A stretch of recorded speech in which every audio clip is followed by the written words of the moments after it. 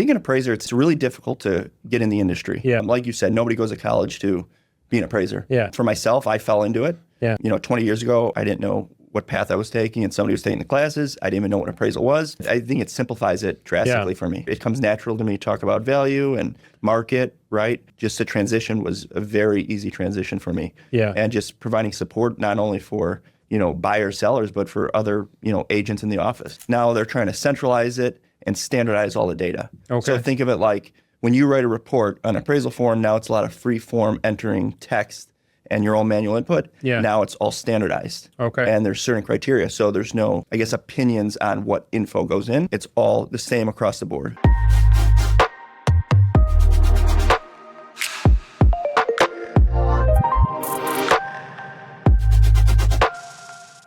Okay, so here we are, Rate of Success podcast. We're switching it up a little bit here. So I'm very proud to have an appraiser and a realtor with us, Nick Conteduca. So today I wanted to provide a little bit of clarity. I get so many questions about the appraisal process. So what better person than to have Nick? We're going to be doing a event here in the near future. So Nick, why don't you introduce yourself, how long you've been in the business? Yep. We'll start there. Thanks for having me. Yeah. So I've been in the business since 2004. Wow. Okay. Got my appraisal license then. So I've been in real estate, for 21 years now. Yeah. So I've been appraiser since 2004. I believe I got my broker's license maybe 2015. So I not only hold an appraisal license, but also a managing broker license currently. That's great. Yep. So 2004, kind of very similar to me. I've been in the business just over 20 years. So going through that time, we've obviously experienced a massive change in how our appraisals are done pre-2008, post-2008. Yes. So what do you feel like, that's been a transition, and does it give you a better opportunity to provide kind of a better quality appraisal because you've been through kind of all those different markets? Yes and no. The actual process of the appraisal, it really hasn't changed over the last 20-something years until the last few years now when tech is starting to evolve and change. Yeah. But the actual process of it, unfortunately, it hasn't changed much through that. Okay. The biggest thing I think helping it is the tools for data analytics, bringing in, photos for, using AI for AI recognition, things like that. Yeah. But change really hasn't really occurred that much, I would say, since 2021, 2020-ish. Okay. So it's been stagnant for a long period of time. So is that kind of a problem then moving forward? Is kind of it does need a kind of a refresh? It does, and it's actually doing it right now. Okay. Yeah, you're going to see a lot of change over the next couple years. Over the last, however long, there's been standardized forms. So, for instance, when somebody gets a loan, you get an order on a form, and the appraiser produces it on a single-family form, a condominium form, things like that. Now they're trying to centralize it and standardize all the data. Okay. So think of it like when you write a report on an appraisal form, now it's a lot of free form entering text and your own manual input. Yeah. Now it's all standardized. Okay. And there's certain criteria. So there's no, opinions on what info goes in. Yeah. It's all the same across the board. So one of the things, you said the word opinion, so it made me think of it, but one of the things I always kind of say, and I just wanted to get your thought on it, is at the end of the day, an appraisal is an opinion of value, right? Is that kind of, is it kind of what, Yep. So where do you find the biggest opportunity moving forward to kind of make sure we identify, because you have a realtor's opinion of value, and then you have an appraiser's opinion of value. And those sometimes can be very different. It's always the battle, and it's why we're doing the seminar, and it's why I enjoy the conversation today. Where do you feel like the biggest opportunity with data and technology to kind of get those to kind of merge a little bit closer together? Is that the hope moving forward? Or is there always going to be a little bit of a divergence? I would say divergence a little bit, and let's look at it from two perspectives. So I'm an appraiser and a realtor. Okay, so we have two. If I put two different hats on, from the realtor perspective, it's marketing, right? Yeah. You're trying to really sell a property and really, emphasize certain things. And from an appraiser, this is the data and this is what we report. For example, say in Chicagoland area, right? You have a lot of duplexes where you have a floor above grade and floor below grade. Yeah. From an appraiser perspective, we have to report the square footage and separate it in two different things. So say there's 1,000 above, 1,000 below, we'd maybe report it as it is like that. Yeah. But from a realtor perspective, they might put it in as, say, 2,000 square feet. Yeah. And there's reasons behind that too, is because think about, sites like Zillow, Redfin, Realtor.com. If you put yourself in a buyer's shoes, a buyer is searching for a 2,000 square foot home, not a 1,000 square foot home. So you have to look at it from those two different perspectives. And that's where good appraisers come in, understanding the mindset of a realtor, understanding the mindset of a buyer, and still adhering to like the rules and guidelines of an appraisal, if that makes sense. Yeah, no, it absolutely does. Because it's funny you brought up that scenario, because honestly, the two like worst scenarios I've had are like a split level, where it's below grade and above grade, where, the realtor was counting the below grade. And from an appraiser standpoint, they weren't. So it's funny you brought that up. So I guess one of the things we talked about on the phone, which I'm interested to get your take on, is it's not like a lot of people are graduating college and become an appraiser. So what does that look like?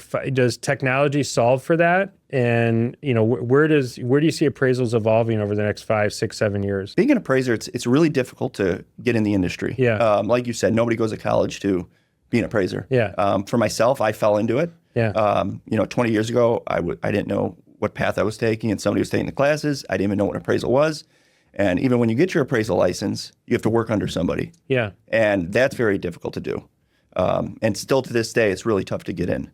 So the barrier to entry is pretty high. It is. It's yes, you might pass a test, and then you got to work under somebody. And if you do, then you have to make sure you're learning from somebody who's competent, understands the appraisal industry, and then you have to try to get work. Yeah. So there's a business piece to it, even like a tech side, and just the knowledge of the appraisal. But going forward, I think the entry for appraisers to get in is actually going to be better for them. Okay. Because we're at a point where, like I said, all the forms are going to be changing in the next 2 years. Okay. And it allows for a whole reset of the whole industry. That's the way I like to call it. Yeah. The appraisal industry is on almost a reset of the whole industry, and it allows for people to come in and learn it fresh start. The problem is a lot of appraisers are used to doing the same thing over and over and over. They don't like change. Yeah. But it's either they're going to have to force to change or get out of the industry, or allow new people to come in and go forward with new information and evolve. Yeah. Yep. So on that, so you mentioned something that we talk about a lot about. You kind of fell into the business. So like I always say that in the mortgage business or real estate, and obviously appraiser world, like nobody plans to be in this business. We all kind of end up here by mistake. So what was your path here, and what did you do before, and kind of how did you find your way here? Yeah, I mean, myself, I've been in real estate my whole career. Okay. Pretty much straight out of high school. Always been entrepreneur type. Yep. And try to find a little niche. Fortunately, early on in my career, I quickly understood the inefficiencies and the lack of tech in the appraisal industry. So, maybe 2008, 9, I started developing my own tech to produce appraisals. So, typical appraisal turn time is probably 7 to 10 days. I was turning around 1 to 2. Okay. And the reason for that is because, like I said, there was no tech before then. And I was able to use, apps when they first came out, order management systems to, manage the orders. Manage the orders. Like that, yep. And that's right kind of when AMC started evolving. Yeah. So if I take you a little further back, when I first got in the industry, the way to build up work was relationships, networking like this. Yeah. Right? Yeah. Hey, you need an appraiser, come meet you, we connect, you add me to your rotation, and we could do work together. Yeah. Right. But in 2008 when everything kind of crashed, they came out with appraisal management companies. Yeah. So it's essentially the middleman between a loan officer and the appraiser. It's allowed the blind relationship. Yeah. Right. And when that came out, it was kind of difficult for appraisers because they didn't know where to get the work from, and everything was more random, right? Because you were just getting assigned. Yes. Once you were on someone's panel, you were just getting assigned. Exactly. So it kind of took the relationship piece out of it. It took it away, and that was really difficult. For a lot of appraisers, because one, they didn't really understand it, because the appraisal management companies were operated by technology too. Yeah. So before it was like you would order an appraisal, put the loan in, places the order, goes to the appraiser. Now, as it evolved, there's all different criteria for an appraiser to be selected. Yeah. And I think it's really important when you choose a lender, that you're working with a lender that understands the assignment of their appraisers. Yeah. Like I tell you, like Rate does it, very well, right? And some companies actually do it where it's metric based. For instance, hey, we're going to check the appraiser's quality, their turn time, their acceptance rate. That's great, but how do you get work to begin with if you need those metrics? You need to build up. Sometimes those metrics aren't always best for the consumer. No, they're not, because you don't know where that appraiser's from exactly. Right. If I'm 4 hours away from an area I don't know, but my turn time is very fast and my quality is really good, should I be getting that appraisal? Probably not. I'm not familiar with the area. So there's a lot of different criteria. There's no standardized way of assigning appraisals out. I could just tell you, work with a reputable lender to make sure you get good appraisers. Exactly. And I'm curious because obviously when Dodd-Frank came in and AMCs and all that, we were also in a very unique market back then. We were in declining market, short sales, foreclosures. So you had all this kind of change that's kind of thrown into the mix at once. And I was at a large bank during that time, and it was we had an AMC, and it was a challenging time because you had short sales, you had foreclosures, you had people that thought their house was worth way more, and maybe it was at one point, but it wasn't then, and your neighbor's house was a short sale. What was that like to go through all of that change at that time while also dealing with a very unique time from a appraisal standpoint in the market? I mean, there had to be a lot of value disputes and opinions and a lot. And the problem with the appraisal, not the problem, but if you ever go to Google and try to look up an appraiser, try to find an appraiser. It's actually very difficult to find an appraiser. And not many appraisers actually have reviews out there. And the reason being is a lot of appraisers are rated on the valuing of the property. So for instance, you're a homeowner, you get an appraisal and I give you a value that you don't agree with, I'm a bad appraiser. Right? But that happens a lot because the communication. If I provide a value to you that you might not agree with, but I support it and educate you about it, that's a little different than just saying, this is what it's worth, that's it. So, I think back then when, people were getting values and they were not what they expected, I think the communication piece was lost and people didn't really get the information, out there about why and what data was used. Now, don't get me wrong, there are times when, appraisal is done and it's, inaccurate or they miss some information. But, an appraiser should be able to swallow his pride and, make the appropriate changes and put in there why they did what they did. Yeah, I mean, my experience always has been, and I always say this to realtors too, correct me if I'm wrong, but appraisers, that appraiser is licensed, they're stuck with that appraisal a lot longer than the realtor, meaning anything that's inaccurate on that appraisal sticks with that appraiser for an extended period of time. So they're trying to do their job, and I always say whenever there's a value issue, the first thing I will always do is I'll discuss with the realtor, did you meet the appraiser? And 90% of the time they didn't, when there's an issue. Number two, I always say, well, do you have any other comps that support? And some people, are so prepared and they have everything. They met the appraiser, and we typically never have an issue because they've done their homework. Where we typically have issues is when there's nothing. They don't have any paperwork. It's what the seller wanted. And so I always tell people you have to do your work up front, but I'm more curious on the consumer side. Okay. Because I think one of the most confusing things is we send out an appraisal to a consumer and it's 40 pages. Now I've been in the business 20 years and I have trouble going through that still to this day. Okay. So what is the takeaway from a consumer side if you had to kind of explain what they should be looking at or understanding that part of the process? Is there anything that you've ever had to explain to the consumer, how they can read that? That's the problem with the forms. So the forms haven't changed in a long period of time, and they're changing currently over the next couple of years. But there are companies like our company. Actually, we produce a consumer-facing form that essentially think of a summarized thing. Because in my opinion, what a consumer wants, and even just anybody looking for their value, what is my home worth? They don't. Most of the time, they don't really care about all the other comments and all those things. Yes, they want to look at it to see where it came from. But the main thing is, what is my value? So the answer is no, there aren't. Most forms that a consumer gets, it's going to be a little confusing. But if you work with a reputable appraisal company or one that kind of evolves with the times, they might have a product that, tells you exactly what you want to know. I mean, do you find that because I think what's changed, what I've seen change too, is realtor goes out and they do, this is what your home's worth. Mm-hmm. The question I always get from the consumer is, well, why does it always come in at or near the purchase price? Yep.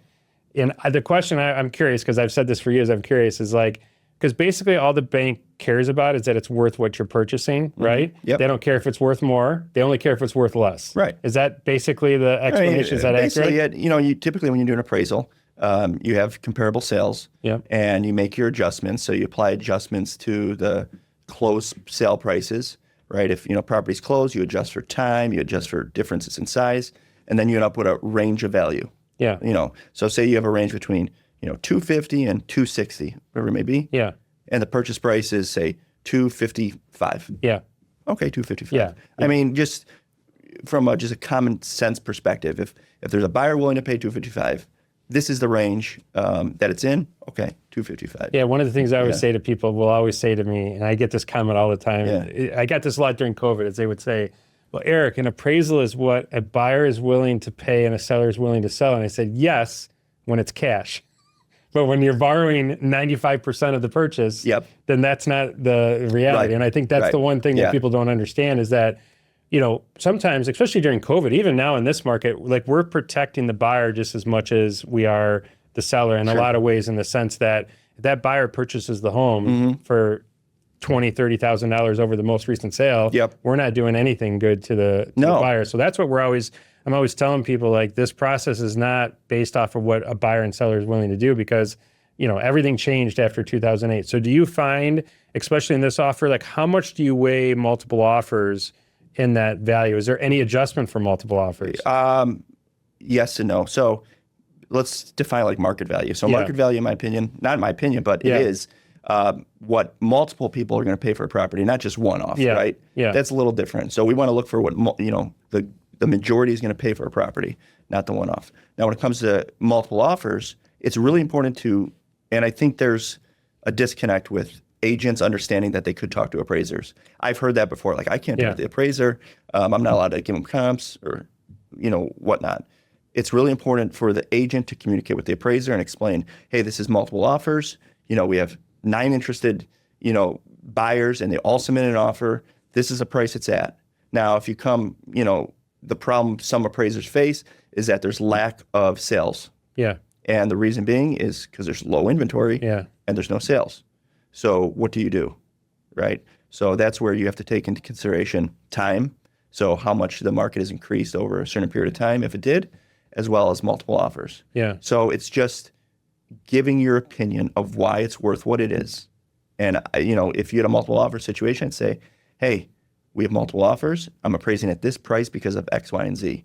Yeah. So it's just a matter of supporting why you came up with what you came up with. Do you have any opinion or any thoughts on, because one of the things that we get a lot right now is a buyer will place an offer, they'll waive their appraisal contingencies because that's what helps them get the offer accepted. But in a lot of instances, what I find, not always, because there's some realtors that do a very good job of explaining what that actually means. Yeah. But I get a lot of them that didn't understand what that actually meant at the time they did it, okay? Because you figure you do this offer, it's 9 o'clock at night. Yeah, you just get and it there's done. 10 offers, and it's like, oh my God, this is what we got to do to win. Yep. And then we'll figure it out later. I'm not saying a lot of people do this, but I do experience this because I just had this happen, so it's fresh in my mind. And then all of a sudden the appraisal comes in late, and then we're referencing back to this conversation. So again, putting on your idea, if you were going to advise a consumer, which I know you don't normally do that, how is the best way for them to handle that conversation of understanding that the appraisal is there? Like, is there anything that consumer do to protect themselves beforehand in a situation like that? Or like if you were, if you had a family member that was going to buy a home, like how would you approach that on going over list price and understanding what questions would be, best to ask the realtor before making that offer? Well, it's one, getting the true value of the property and what you believe it's worth. Yeah. I mean, we have, homeowners as well as agents who get pre-listing appraisals, or, if they're making an offer for cash or, no appraisal clause, things like that, they'll get an appraisal to actually see what it's actually worth, see what it would come in at, and then to see if they actually feel comfortable overpaying X amount, whatever it may be. Yeah. It's just a matter of how comfortable you are, understanding that you're willing to overpay it.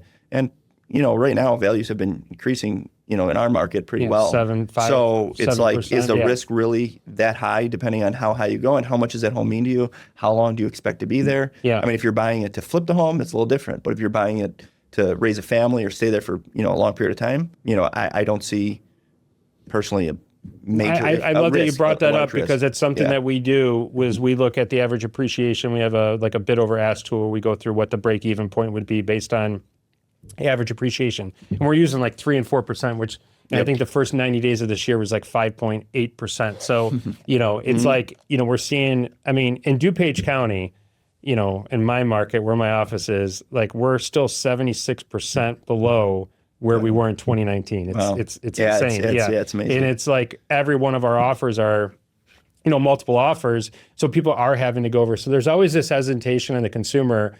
And I just feel like it's tough for them to kind of get their mind wrapped around, paying, but you just gave it a great answer for that. So realtor meeting an appraiser, okay? Yep. What is the best kind of information? So it's okay to talk to an appraiser. Yes. So I'm not supposed to talk to an appraiser, but realtor talks to the appraiser. What's the ideal scenario when you walk in? Yeah. Okay. Because I feel like some realtors put together like a really nice package. Again, sometimes the appraiser won't even use it. True. But it's at least it shows that they're prepared. They did the work. I think it shows professionalism. I also feel like it shows the seller that I think that's one of the things as a listing agent you want to be able to say in a listing presentation is like, this is part of my process. This is what I do. Because right now I think it's easy to get the house under contract. Yep. The hard part is everything that happens after that. Yeah, absolutely. And it's all the things that you do. And I think meeting the appraiser and being able to support value and being able to do all that is what separates a good realtor from a great realtor. Absolutely, yeah. And how much do appraisers benefit from having that professionalism, on the upfront? Yeah, I think it's extremely important. If any realtors out there go and meet an appraiser and they don't want to talk and don't want packets, that's a red flag in my opinion. Yeah. But from my perspective, don't drown the appraiser in too much information, right? Don't give them a whole book, all this information about the property, the history, and 15 comparables. Provide only the data that supports what you're, the price that the contract is under and what you believe it's worth, right? There could be a sale down the block that, sold for off market that we don't know about. Inform us. Yeah. There could be a sale down the block that maybe sold for way below because it was, a state sale. They wanted to dump it really fast. So I love that. So let me. Yep. Let's go deeper on that because that is one of the areas that I think it's overlooked the most. Is it's one thing to have the sales that support the value higher. Yep. But I think it's also knowing more about the sales that are lower that you want to exclude and why you want to exclude it. Because I think sometimes, and this is what's always been told to me, is you can't just exclude it because you don't like the sale. Right. But if there's a story behind it that's not going to be in the MLS, it's valid information, correct? Yep. And a lot of times those communications with those realtors are not something the appraiser is going to have, right? Where like you're going to know that, because, Susie from, Remax sold that a year ago, I'm going to call her and get the background. And to your point, it was a death in the family and like all that that's all valid information, correct? Okay. Correct. Okay. Yeah. Appraisers should be calling on listings too that don't make sense. We call those like outliers, right? You'll see a bunch of sales that were made and you see one that sold way up here and one way down here. I call it like we're almost like data detectives. We're trying to figure out why this sold this. What was the reason behind it? It's really, really important, and that could affect the appraisal drastically. Yeah, I've seen appraisal reports, some bad ones come in, where an appraiser selected a comparable that sold that was extremely outside the range, right? And they used it and it pulled their value down, but they didn't make that phone call to find out why. Yeah. And I actually called the realtor and found out, like I said before, it was an estate sale. They were looking to sell really quick. They sold it, I think it was, during like Christmas Eve. And they owned it free and clear or something. So it's like 5 family members and Yeah, and you made a good point too about it's not so much what the appraiser uses, it's what they didn't use and explaining it correctly. Yeah, that's really, really I think important. that's always the one thing that gets missed in value disputes or when disagreements on value is not so much the comps that you want to use, but why are the ones that were used not comparable? Right. And I think that always gets lost in the discussion because there's so much emotion around, disputes or issues that I think sometimes it's just you used the best word is detective work. It's kind of, if you're the expert in that market, and again, I think that's where having a very professional, realtor who is, top 1%, I think those people do a really good job of having that data and they understand it and they know they do all the prep work up front and it just makes it that much easier. It's not a perfect process. No. None of this is, but I think if you have the data, it makes it that much easier. No. And on the flip side too,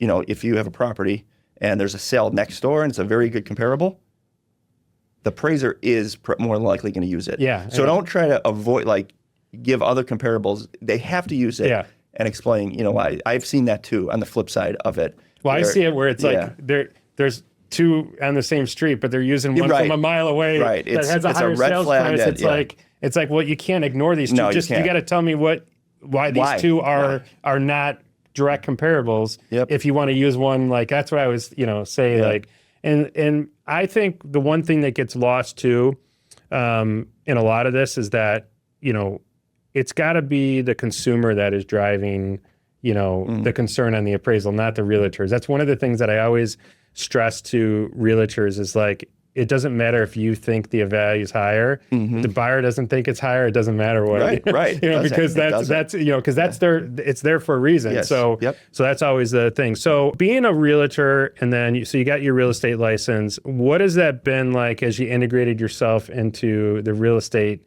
world, and you're with App Properties? Yep. So what's that been like having your background in appraisals and then obviously integrating into the real estate world? Has that been helpful? Oh yeah, I think it simplifies it drastically for me. Yeah. It comes natural to me to talk about value and market, right? So just the transition was a very easy transition for me. Yeah. And just providing support not only for buyers, sellers, but for other agents in the office. Yeah. I enjoy it, and I think it's really helpful to understand how to value a property, even as a realtor. Learning from an appraiser how they look at valuing a property, I think would be really beneficial to understand, and not necessarily how to type up a report, but understand the thought process about narrowing down to a specific value. And I think sometimes I've noticed too, when you have the conversation and appraisers willing to discuss how they got to that value with a realtor, it's so helpful to them. Because I think there's this stigma where people get on both sides of the fence and just want to throw insults to one another, and nothing gets accomplished. Nothing. But I think when I've seen it, when they talk and they had those conversations, there's a very good understanding of how one got to one value and one got to the other. So one thing you mentioned, which I love the idea of, is doing a pre-purchase or a pre-sale inspection or appraisal. So how often do you do that? And is there any negative of doing that? We do it pretty often. Okay. We came out with a product that basically streamlines it to kind of get a quicker appraisal, right? Where it's not a full appraisal report where we get back to, hey, this is the value, right? And I think there's many benefits of it. One, if you're going to appraise value and you present it, to your seller, and you sell it for over that appraised value, you look really smart and a great agent, and you could use it as marketing. Two, I've seen a lot of times when listing agents are competing for a listing, right? And then you get, 3 listing agents come in, and you have one that comes in and promises the world, I could sell it for this amount of money over, this price, and the seller goes with that agent because they could sell it for that price. Yeah. But realistically, it's not worth that. It's more likely going to sit on the market, and even if you do get an offer, it might not even appraise out for a loan. So you said exactly where I want. You went exactly where I wanted you to go. Yep. Because I hear this all over I hear it every day where, they bought that listing, or, they were willing to sell it at significant. So I'm glad you went there, because I think that's the ideal scenario, is where you go into a house and same scenario, and you do this appraisal. Now it's not your opinion. It's the appraisal's opinion. Right. And I think that is easier to digest, because if you have one realtor saying, I can sell your house for this much, and they'll do that because they'll just say, if it doesn't appraise out, then we'll figure it out later, or someone will just, figure out the gap. So I love that you said that, and I think that is a huge opportunity. So what does that look like, and how quick is the turn time for that product? Is that something within a day, typically. Wow, that's awesome. And just think of the credibility and just how professional it looks. You walk in and say, this is what I think it's worth. This appraisal supports it.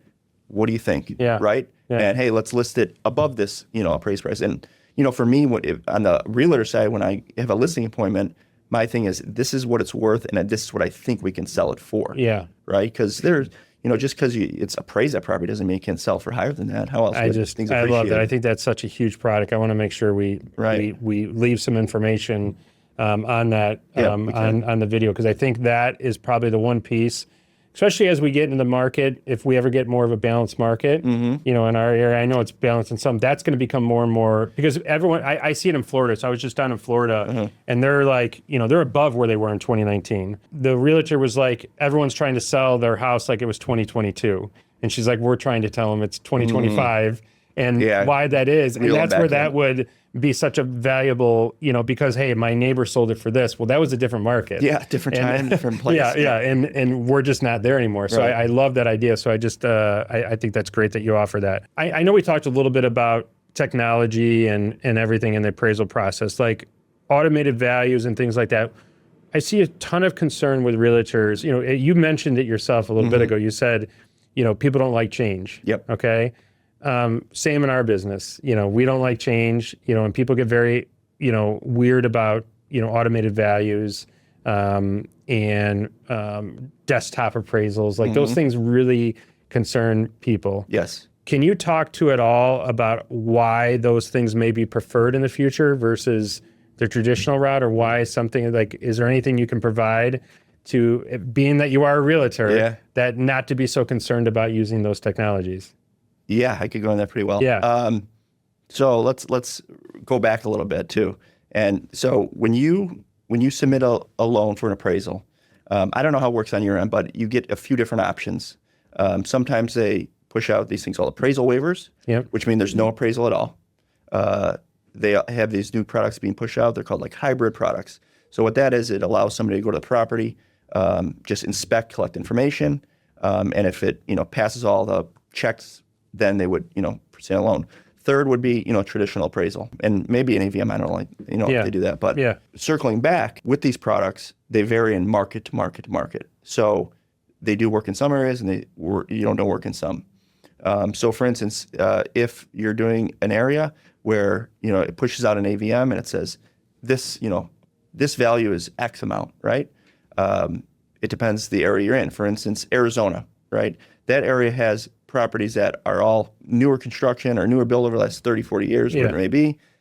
There's good information, good data. It's really reliable to understand values because their data is very good. So on that real quick, correct me if I'm wrong, and that's what I always tell people, I don't know if it's accurate, but I feel like I've been told this, but I don't know if it's accurate. It's like everybody refinanced in 2021 to 2023, 24. Fannie and Freddie have all that data. Yes. Okay. So they have appraisals, they have everything. UCDP. Okay. So they have all that. And when you go do a new purchase on that property and it's within some certain percentage, is that what qualifies? Because most of the time I see where it doesn't qualify is like the seller doesn't have a mortgage. They haven't done a mortgage in a while, or they've never refinanced in a long time. So there's no data on that house. Is that kind of a really loose interpretation of kind of how properties qualify for those? Yes. Yeah. Okay. I mean, it depends on, the lender too. What they use, of course. Typically, there's information there that shows like risk scores, and they have previous information, and they could, because I think the consumer thinks like, oh, I'm putting down 50%, so they just don't care what it's worth. But it's really not that. Right. It's more so they have data on the house that supports the value that you're purchasing. And I because we get a lot of people that don't want to do appraisal waivers because they think that, oh, well, the lender doesn't care because I'm putting down money, but it's not technically the case. No, it's not. And it just varies from case to case to case. Yeah. These AVMs, they're good and they're bad. Yeah. In areas like Chicago, I'd be very wary of them just because our information is really poor, public record data. Yeah. So for instance, like condominiums in Chicago, they're not reported in public record, the square footage. Right? That's a big data point that is needed to figure out, values. And why is that? I don't know. It's just Chicago. It's just how it is. Any appraiser from Chicago knows that you need to understand the intricacies and just the inaccuracy of certain data points. And agents should know that too. Okay. How things are reported in your market, how they report square footage, how do they report bedrooms, how do they report, lot size. There's so many different factors in each market. So it's really important to understand the data behind the actual listing. Okay. So AVMs is pulling data information. So An AVM is going to pull all that public record information, and there's other variables that can contribute to the value. And I would say those are time is really important. When property sold, how much it appreciated, depreciated, condition, quality of the property, as well as like view or location. So on condition and quality, just to touch on that real quick, is like, are you guys looking at pictures from previous listings to look at condition and compare condition to on a comparable? Is that typically what, because nowadays, used to be before you'd have like 4 pictures. Now it's like the average listing has like, you have the whole thing, it's like 30 pictures. Walkthrough. Yep. Is that looked at to compare condition of either property or? It is. So back, I don't know, maybe 10, 15 years ago, they came out with condition ratings and quality ratings for appraisals. So within appraisal, you rate a property based on its condition and quality on a scale of 1 to 6, 1 being the best, 6 being the worst. Yeah. Okay. So 1 is going to be your new construction. 2 is going to be maybe just recently rehabbed. 3 is going to be maybe some updates. 4 is no updates in the last 20, 30 years. Yeah. 5 is there's some issues in the property, some cracks in the wall. 6 is inhabitable. Okay. Can't live there. Okay. When an appraiser looks at photos of a comparable, they're quickly assessing what condition, what quality rating these are, right? And the problem is too, if the pictures are not good, and it goes back to being a realtor and making sure you're taking good photos. You taking bad photos, and it used to be worse before like the iPhone and stuff. You get a photo and it'd be all like blurry and things like that. You might get a bad rating just because of your bad photos. But now the industry is shifting, like I said, to using AI for photo recognition. It's already out there. It's already being used a lot in QC tools, but it will be implemented in appraisal reports probably very soon. Yeah. So let's talk about that. So how is AI gonna? Because the thing I always say is like, we're processing. We use a lot of AI at Rate. We have a whole where we're reviewing bank statements now, and with no human. In seconds, someone submits an application, and I come in the next day, and all the bank statements are reviewed. Their income is reviewed, and we basically have a commitment letter, and the borrower hasn't even looked at a home yet. It's amazing. It's crazy. So, like, are we going to get to a point where appraisals are reviewed in the same way, or like, are we like, because I can imagine whenever I look at an appraisal, it's like. Seems like it's 30 pages. It's probably not, but it feels like it. Yep. And there's just so many different things in there that, it just seems like it would take a long time to go through and put all that data in there. It would. And that's why this is really important. The forms are changing, right? Yeah. Think of an appraisal like a story. It has to tell a story from the beginning to the end.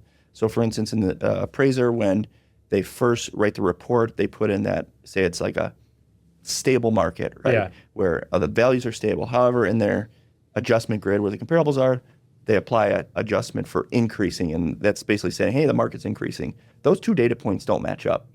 And that's a problem with a lot of appraisals today is there's so much commentary, there's so many different data points that it's just human nature to make a mistake. Well, isn't it more commentary leads to more opinions rather than, is that part of the problem? Or what do you mean by it? I'm just saying, like, because you said more, commenting, like I see a lot of like written stuff in there, like about why they, a particular value or something. Does that leave open to kind of interpretation? It does. And it opens you up to error too, because you're running all these reports and you might forget to check a box, and it does that. But with the AI coming, it's going to change a lot too. Because one, like I said, the forms are standardizing. Before, QC appraisal was, done manually where they'd have a checklist of items they're going through, check, check, check, check, check. Yeah. Now, there's already tools out there. You could put the appraisal in, goes right through, checks it all. Yeah. Now, where you're going to need some, more of a focus on the quality, which it should have been in the first place, is the actual guts of the appraisal, the comparables, the adjustments, what comparables are used and why.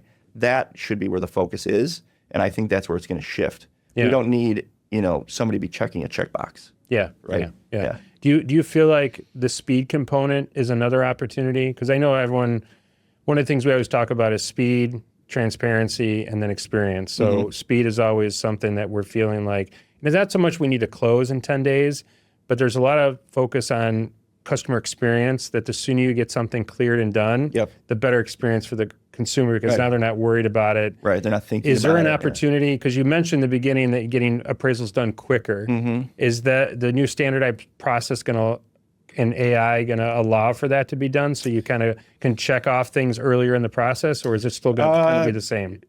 A little bit of both. What separates great appraisers from the good ones is the ability to understand the property you're going into and understanding what data you need to look for before even going there. Yeah. Now you might, be going to a property and not know exactly, but you could understand, hey, I'm in this specific area. This is the size of the home, how many bedrooms, bathrooms. This is my data set that I'm working with, right? And then when you go to the property, you inspect it, it shrinks down drastically. I don't think we'll speed up the process in the actual home.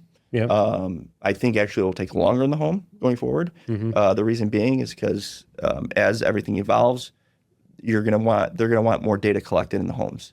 So before an appraiser would walk through, they would maybe use a tape measure, a laser to measure, take out their phone, take pictures. Now we're getting to the point where we're just using, it's called LiDAR detection. So you would take your phone out, you would scan the room. It would tell you the size of the rooms, tell you the type of cabinets, the flooring, identify the condition, quality, and collecting a lot more data points. One of the apps that another appraiser gave me was Kubicasa, and that I've given that to a bunch of people, and they love it. They were one of the first to the market too. They've grown a lot. I think they're trying to have a floor plan for every MLS in the country, which I think would be great and helpful to us too. But there's appraisers that use that. There's a handful of tools out there, but you still need the right device to do it. It's still not perfect. It doesn't work everywhere, but I think it's one of the great tools to use. No, absolutely. So what does a typical appraiser's day look like? Meaning, are they mostly out? Is there a typical day, or like? I think some people don't understand the amount of work that they actually have to do just to complete one appraisal. Right. So what does like an average appraiser do as far as how many appraisals a month? Let's say it varies. Drastically. So most appraisers work on their own. Okay, you have to understand that there's not many large appraisal firms out there. Okay. Most appraisers are independent contractors. They don't interact on a daily basis with people in the office, things like that, right? So they're out and about. They're out. They're out and about, constantly. On the phone, traveling, scheduling things. I would say a typical appraisal day is they wake up, they see what orders they have, they handle. Maybe they have to type a report from the day prior. Maybe they have to handle a revision that comes over that they have to, do. Handle all the requests from people like me asking when they're going to. The biggest problem with the appraisal industry is that there's no one funnel of work. So you're getting work from all different places. You're getting in from all different websites. So an appraisal, if you want an appraisal, it goes through your own portal, your own website, it comes to appraiser.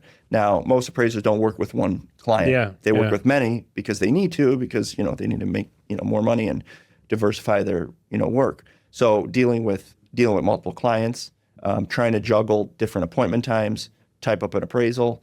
There's benefits and there's problems with it too. Appraiser, their schedule's very flexible. They probably work weekends. Typical appraiser likes working weekends, like working nights, because nobody bothers them and they can get a lot done. It's quiet. If you ask any appraiser, I'm sure most would say that. I'd say a typical appraiser is doing anywhere between 20 to 25 per month. Okay. Your better ones are going to be, the 30 to 40 range. Yes, there's some that do a lot more. But that's your typical range. When you're looking for appraisers, what kind of separates the great from the good ones? Is it more organization and handling kind of all the ups and downs, or? I think one, it's really important to have communication, be able to talk, right? I think that's one thing a lot of appraisers lack, just because they're not really used to it as much. Actually communicating. Technology is extremely important to be efficient. And just market knowledge, understanding the market. I would say those are the top three. So when you got into business, were you an appraiser before you started your own company? Or did you always have your own company? I was an appraiser for a year, then I started my own company. You had to be an appraiser So first. how long has Banks been in business for that? Well, I'm with Banks Valuation now. I think that's been since 2017. Okay. But myself, I had my own firm for 15 years. Merged it with another one. We grew to be one of the largest in the country. Wow. Okay. And then we were acquired by a large organization. Okay. Stayed on them with 3 years, working on the appraisal technology, technology for like lenders, AMCs, banks, things like that. And now I'm back into the staff appraisal company. Okay. So Banks Valuation is a staff appraisal firm. We're a local firm, but we're expanding as much as we can. What states are you in right now? We're in about maybe 12 states right now. Okay, mostly, great. And continuing to grow? Continuing to see where our clients need help. Yeah. Where do you see the biggest growth opportunities over the next 5 years in the appraisal space? The changing of the industry and just seeing what appraisers, last through the change and adapting to the change. Okay. So I feel like, we're kind of in a holding period, rates are, kind of stagnant. So it's not as, the big bump we're used to seeing, right? Yeah. So it's just treading water, I like to call it. We're just what would happen right now? Because I remember when rates were low, I mean, we were almost held hostage, as I would say, by appraisers in certain markets. Wasn't bad here, but other markets, we were basically held hostage. Yep. So where do you think from a staffing side, if rates were to go down, are we, with the new AI and new automated values and things like that, are we in a position where we could absorb a big increase in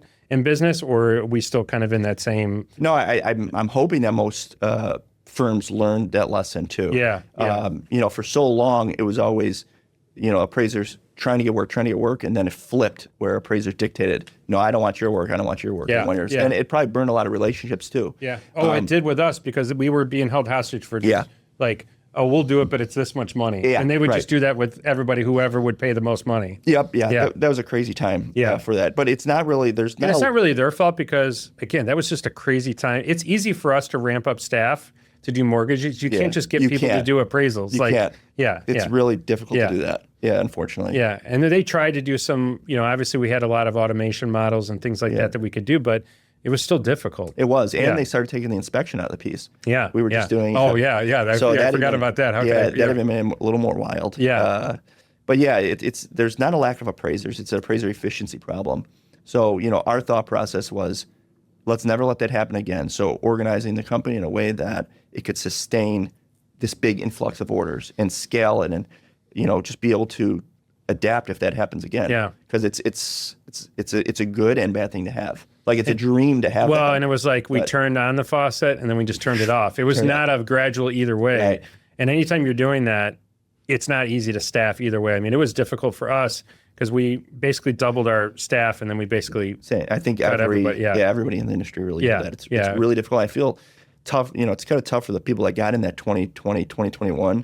You get in the industry, you're like, this is great. Oh, this is amazing. Oh, this is great. And then what do you do? Well, I know. Well, it's kind of a double-edged sword. I always say that for loan officers too. People that got in during that time, it's we all thought we were amazing. Mm-hmm. We all thought we were great because the phone was just ringing. And then it just kind of turned off. And it reminded me a lot. There was a lot of similarities to 2008, 2010. Where I feel like if you cut your teeth during that time, you kind of learned business the right way. Yep. And I kind of feel like when rates went from 3 to 7, when rates were high, if you learn the market then, I feel like you can live off that for a really long time because you're kind of learning the right way to do business. But I feel like there's also a lot of people that just struggled through that, and just didn't know how to handle actually having to make phone calls and doing things. Right, so you're not used to it. It's a lot more outbound than inbound. You actually have to meet people and have a conversation. So before we finish up, did you always grow up in the area? Or? I did, yeah. Okay. I'm born and raised in the Chicagoland area. Okay. Suburbs. Yeah, I've been here my whole life. Whole life, go to school anywhere locally, or? No, I actually went straight from high school pretty much to appraisal. Well, so we have that in common. So I'm the same way. So I actually ended up at the Board of Trade for a little bit out of high school. So I did not go to, So I, went from one crazy industry to the next. Yeah. I've heard stories. Yeah. So if you weren't doing appraisals and you weren't doing, real estate, what do you think would have been something you got into? That's a good question. I'd probably be doing something like that. Mortgage. Yeah. Something like that. Something, I like to always be doing something. And I just used to, always want to start some sort of business or something to help people too. So what, for entrepreneurial, did you have, were anybody in your family, started a business? What kind of drew you to that? Yeah, I guess so. My family did own a pizza bar type for probably 50 years. Okay. So I'm sure that's in my blood. I would guess. What was that like growing up at a family business, especially a restaurant? Yeah, I was bartending at 11 years old. I was going to say, yeah. I remember they used to have old cherry machines. They used to play the little machines. Yeah. And Super Bowl squares. I was 12 years old, bartending and living the dream. So you can probably appreciate this. So I have a couple friends that their family-owned business. Mike, who's behind the camera, his parents own a restaurant too, so he can appreciate this. But like, you know, when we had a half day at school, like we all went to the mall or did things. But my friends whose parents own business, they went to work. Yep. Okay. Yep. And they were, you know, it's just a different. I think that creates this like work ethic that always lives with you because you see your parents like fighting and going through and starting this business and doing that. Whereas, you know, as someone who, you know, didn't have that experience, you know, it's just different. And I feel like people that have gone, that's why I wanted to ask you, because a lot of times when people are successful in a business, they grow up kind of around their parents kind of owning that. Yeah, now that I look back, you're right. I remember being about maybe 10 years old, and I remember somebody brought a bunch of golf balls to the restaurant. Yeah. And I remember I started, you know, usually kids do lemonade stands. I was selling golf balls. I remember on the side of the street. Did you like get them out of the pond at the golf course? No, or something? somebody brought them in. I was like, what do I do? I started selling golf balls. Yeah, so see, you always had that entrepreneurial. Yeah, so it's a good way to apply it. I mean, you know, growing the appraisal business is not easy. And not, whether it's appraisal or anything, you know, you have to put the effort in, the work, and understand all aspects of it. Yeah. Right? You can't just come in and understand just appraisals or just, you know, the business side. You have to understand the whole piece, no matter what. You have kids? Yeah, 3. Okay, 3 kids. So what's it like, you know, obviously when you started having kids, you know, you obviously then have to have this whole world shifts a little bit. Big time. Because you're running a business, but then you're having kids. I was just having this conversation this morning because we have someone on our team that's about to have a child, and he was saying he's stressed out about work. I'm like, just wait. I'm like, wait till you have something really busy at work. And then, you know, I was going through this the other day because, you know, my son, you know, had baseball tryouts, you know, and like we try to practice, but it's like I'm busy doing other stuff. And I felt at this real guilty moment, like we should be. And I was like, it only gets worse. Like when you're a business owner or you're doing something, there's all these sacrifices that you have to make. Big time. But then you also have to look and say, like, I got to take time. So what has that been like, kind of adjusting, having 3 kids? And how old are your kids?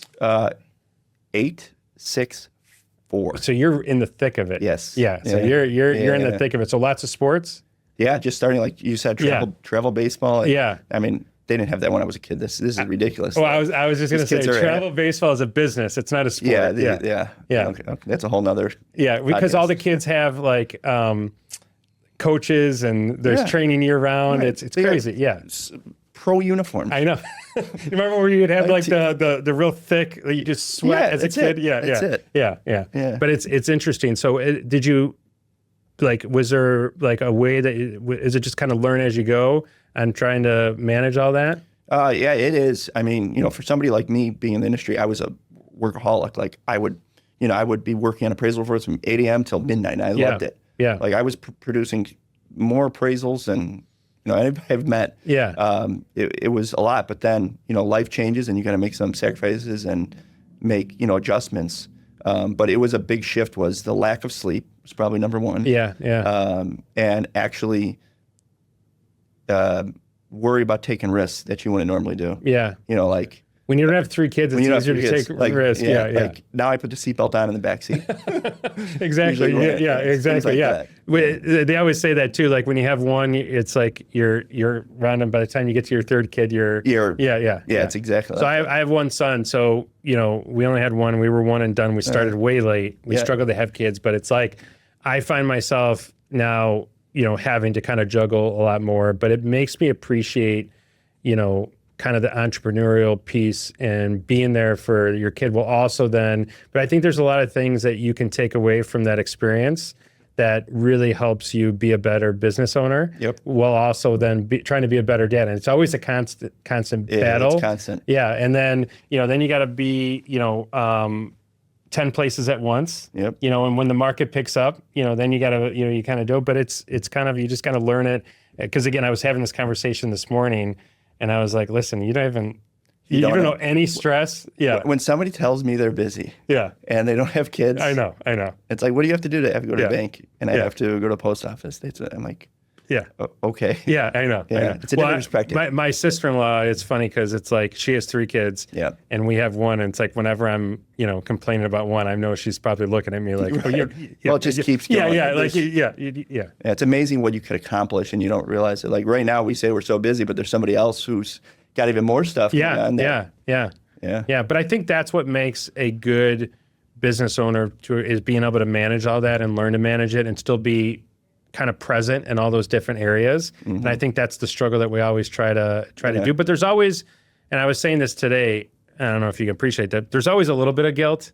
Like, you know, whether you're not in one business enough. Right. And when you get home, and I think one of the things that has helped me not be as guilty is the more defined I make my day and the more I track my day, the less I'm likely to feel guilty later. But the more I was just kind of like flying by the seat of my pants, I never kind of felt like I checked all the boxes. Makes sense. But it's interesting. Yeah. Well, I look forward to, by the time this airs, we will already have done our event, but I appreciate you sitting down, you know, and going through a lot of this. You know, honestly, I could probably talk your ear off for the next hour or so, but I'll let you, we'll have to do a second. Yeah, let's do it. Yeah. But I appreciate you taking the time because I feel like, you know, my time, I've probably talked to you more now as an appraiser than I've probably talked to an appraiser my whole time in the industry. Because I just think it's one of those things where we're really so far apart that we don't, you know, and a lot of it is regulatory. I'm not really allowed to talk to appraisers and discuss value, but it's been very helpful to me. I hope it's helpful to others.